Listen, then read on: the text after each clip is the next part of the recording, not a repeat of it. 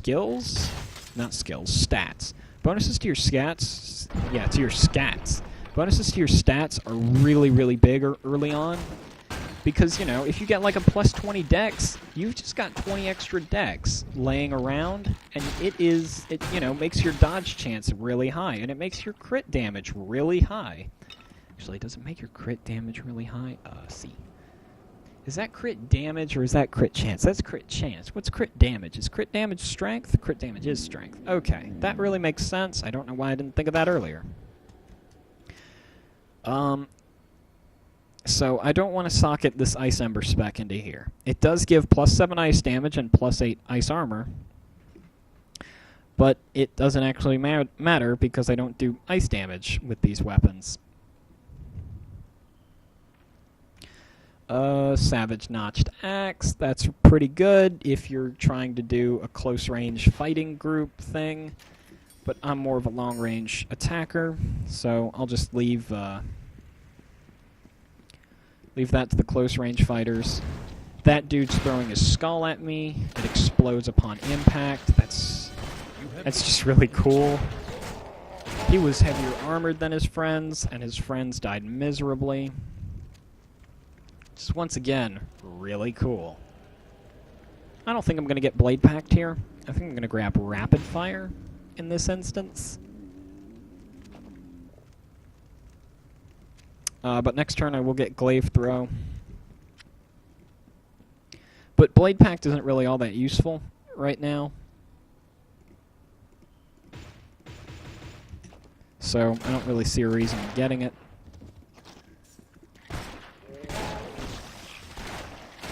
You know, creatures don't really attack all that fast anyway.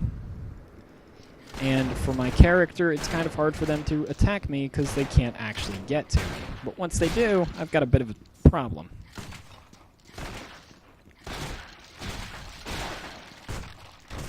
You're a spider and you are attacking me. Ooh, yeah. Good stuff. I think I'm just going to run through this dungeon and then end it, even though this is really probably going to take a long time, because I like to explore everything. Speaking of which, that's another reason I want to do this. Now, I know somebody who I like a lot on the YouTubans, Total Biscuit, he talked about this game and he said, you know, it's poor content just to upload this. It's not really something that, you know, it's not quality content. It's just you walking around getting loot. While I do agree, in some cases it wouldn't be quality content unless you actually had something to contribute to the game. You know, like knowledge that's more advanced, which I don't have because, let's be honest, I'm bad at games. But for games like this, it gives a different perspective, which means a lot sometimes, you know? It's a look into the eye of somebody else and how they view it, which can matter a lot in your games, you know? Say I build an Outlander, like I'm doing right now, and I go and watch somebody play, and they're building an Outlander, and they build it differently. We're also assuming that, you know, I actually have a build. You know, their build, watching them build, say they went heavier into... You suck. You suck. Say they went heavier into sigils. They did mainly sigil fighting with two-handed ranged weapons, which actually would probably work out pretty well.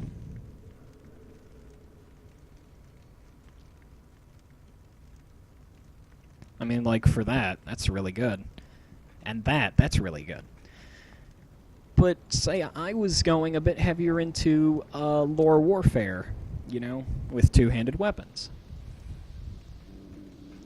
Their bit of sigils, you know, their sigils could make me go, oh, you know, instead of getting glaive sweep, which I actually haven't read yet, so don't take my word on this, I should get I shouldn't get glaive sweep, instead I should get shadow mantle or repulsion hex. I mean, you know, things like that. Getting a perspective from other eyes actually really helps you, and it's something And it's why I feel that this game should actually be broadcast. Now, with me, I don't really build a specific way, because, once again, I'm bad at this game. But I do, you know, think about what I build before I just throw points into it, so, you know. It's just, you can look into it through somebody else's eyes and see how they do it and go, huh, you know, maybe I should change this to do this. Okay, Fallen Guardian. This is my first boss. And there's my Panther. Okay. Well, since I'm on hardcore mode, dying is really bad.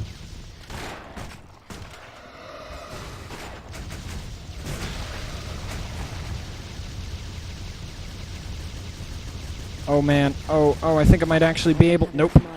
And I'm out of mana. That kind of is bad. Ooh. But my lovely pet there took him out for me, which is nice. Thank you, Mr. Pet. Oh, but these guys are still big and powerful. And you're a mini-boss. Mini-bosses have purple names, or not names, but purple tags instead of orange ones, which are full bosses. Mini-bosses are also significantly easier. Obviously, they're mini-bosses, not full bosses.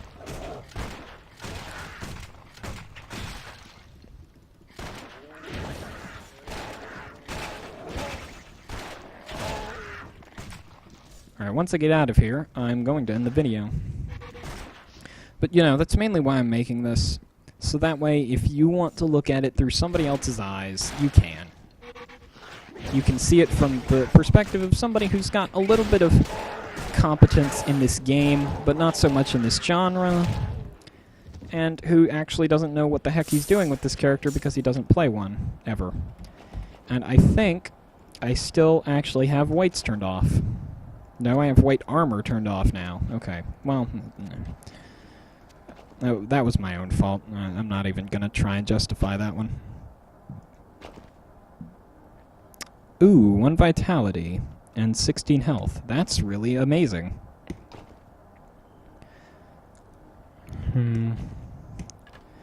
Alright, guys. I guess this is it for me. This has been— ooh, that's great. This has been Infinite School, and I hope you've learned a little bit about A, why I'm doing this, and B, Torchlight 2, and how to play. Oh, one last thing. When you send your pet to town, very obviously they have a timer for when they will return from town. The farther you get away, the larger the timer is. The max timer is 2 minutes. What else can I get out?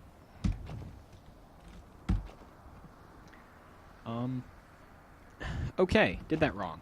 You can recall your pet, which is what I'm doing right now, so I can give him that so we can sell it too.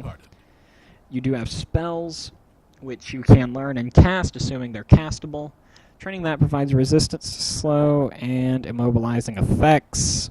Only 1 rank of willpower may be equipped at a time.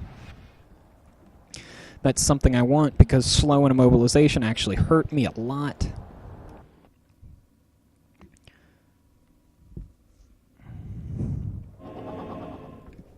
But yeah, that's the gist of the game. That's the gist of why I'm doing this. I hope you learned something. I hope you don't openly detest me doing this. And if you do, I don't actually care. So, that's about it. I will be able to upload this tonight. As tonight alone, I am actually allowed to upload because me and my parents are having quite the dispute at the moment. It's a long story. I'm not going to get into it because, honestly, it doesn't belong on this channel. Yeah, 623 gold. Ooh, yeah, that's good. Alright, guys, this has been Infinite School. I really do love you. Trust me, I do. And I'm going to try and upload more videos, I promise. I swear. On my heart. Cross my heart, hope to die. Shrine of Skill Mastery. Oh, one last thing. There are shrines. Some shrines give healing, some shrines give mana. They're usually they usually also have overtime abilities.